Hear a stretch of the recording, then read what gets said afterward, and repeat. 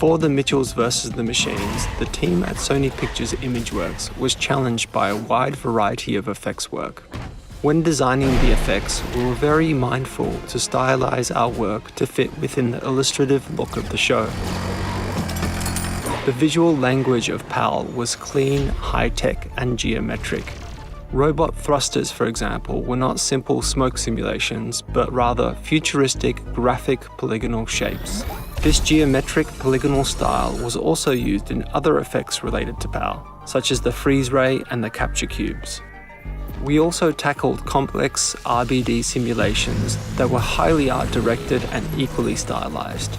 The stylization of RBD simulations was achieved by using debris chunks with simple graphic shapes. We were also careful to maintain a clean look to the simulations. In order for explosions to fit the style, we approached them in a novel way.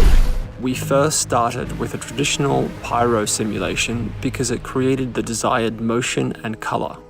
We next advected points through the simulation, which were converted to be camera-facing cards. These cards also carried a painterly brushstroke texture and inherited the colors from the temperature field of the simulation.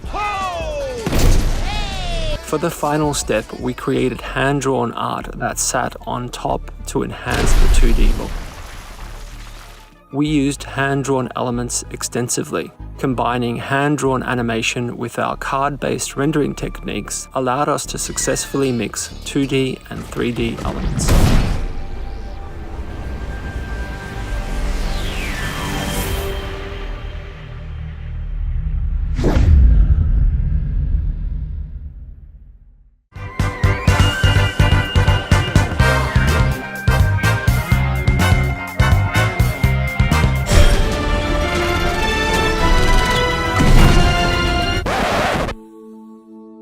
To develop Katie, the artists at Sony Pictures Imageworks explored dozens of different designs to find the handcrafted imperfection and observed specificity which reflects her own artistic style. Ink lines, marker splotches and watercolour all came together in a design composition that makes Katie and her world unique.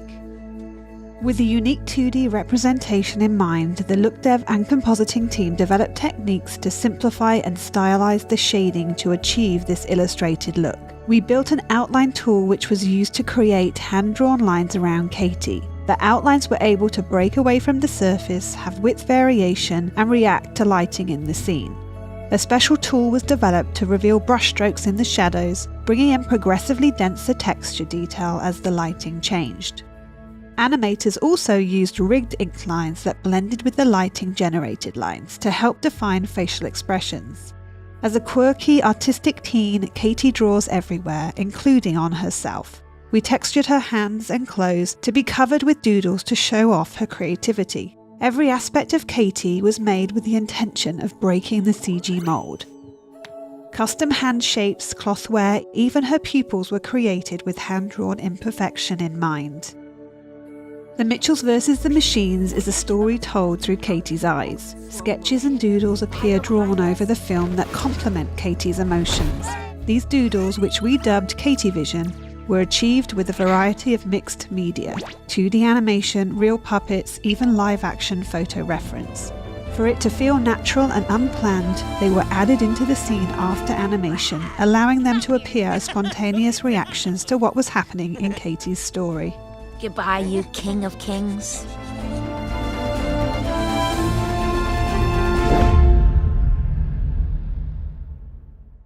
Don't close out if I've got some cool movie extra trivia. One of the most important elements in Darren Aronofsky's The Fountain is its incredible visuals and special effects. Now, when he realised his budget was too small for all the computer graphics he'd need, Aronofsky turned to other ideas. He hired macro photographer Peter Parks. Now, Parks was used to filming microorganisms in 3D, so he applied the same principles to create footage for The Fountain.